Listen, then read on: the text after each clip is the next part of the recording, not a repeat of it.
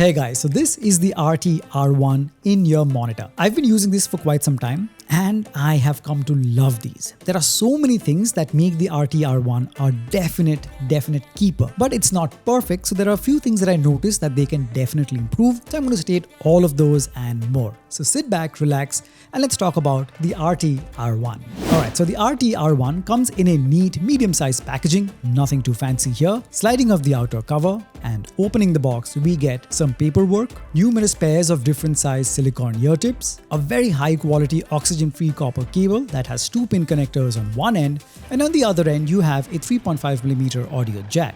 You also get a branded hard carrying case to keep these in-ear monitors in, and of course you get the RT-R1 in-ear monitors themselves. Alright, now let's talk about the key specs of the RT-R1. So each of these in-ear monitors house 3 dynamic drivers. So you've got 2 6mm dynamic drivers plus 1 8mm dynamic driver. So altogether these 3 dynamic drivers collectively take care of your 3 frequencies. So you've got the highs, the mids and the lows. Now it's got an impedance of 20.4 ohms. So obviously it makes these low impedance in-ear monitors, but as always, if you want the best audio quality possible, I always suggest that you do invest in a portable DAC, nothing too fancy or expensive, just something that can make sure that these can perform to their full potential without leaving anything in the tank, and what you get is the best audio quality possible. And as always, the one that I use will be linked in the description below. Now, talking about the appearance and the build quality, this looks stellar. Just beautiful. I love this bottle green color. It just feels and looks very premium, and it's definitely a head turner. Now, as for the build quality, now this is made with zero compromises. It just oozes premium, and it's got that heft of metal because it is made of aluminum alloy all around, no resin, no plastic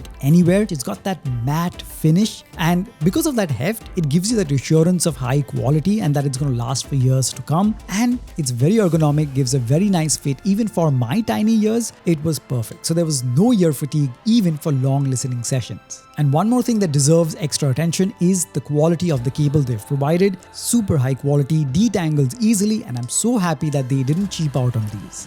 Alright, so now with all of that out of the way, let's talk about the main thing, which is the audio quality. Now you guys know I judge these in-ear monitors based on how they produce the 3 main frequencies that broadly make up any sound that you hear: the highs, the mids and the lows. The highs or the treble response, where the really sharp sounding instruments are, the mids where the vocals are, and the low end or the bass response. Starting off with the highs or the treble response, so the highs produced by the RT-R1 is one of the mellowest highs that you'll hear on an IEM. While retaining a very good amount of technical detail, it never goes over and above its comfortable limit to sound overly sharp or sibilant. So even at higher volumes, there was no sibilance, and this makes it a very good partner for your long listening session.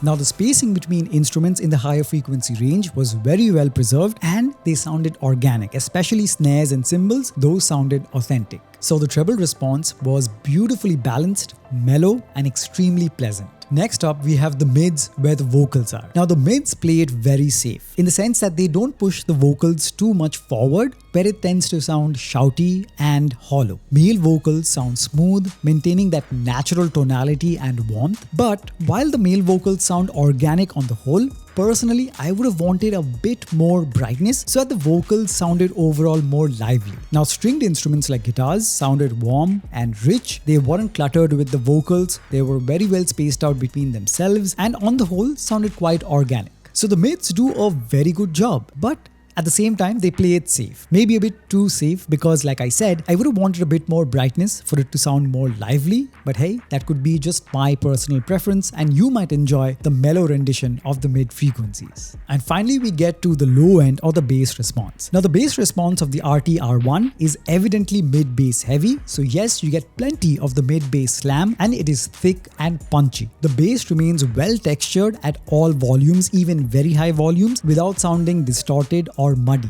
Bass heavy tracks sound deep, round and immersive thanks to the hefty bass response, and I have no complaints there. But I wouldn't recommend these to a bass head because obviously it doesn't have the exaggerated bass. This is for someone who enjoys a very balanced bass where the low end complements every track that you're listening to in a very authentic manner. As for the soundstage, these sound sufficiently wide, giving you a good idea of the location and space between the instruments, and for gamers, I can easily recommend this as well. Now, because the audio signature you prefer is very personal, personal and subjective, something that I often do is slap on an EQ, and my favorite EQ on my phone is the Rock preset. If you do that, these sound much more formidable. It's like they get an instant upgrade, especially the bass response. It gets even more deep, so definitely give that a try. In summary, the RT-R1 is an in-ear monitor that is an absolute winner in my books, because when you consider its beautiful appearance, its premium build, and its overall beautifully balanced yet powerful sound signature that can complement any genre of music that you can throw at it, I can easily recommend this in-ear monitor to a seasoned listener and a beginner audiophile without a doubt.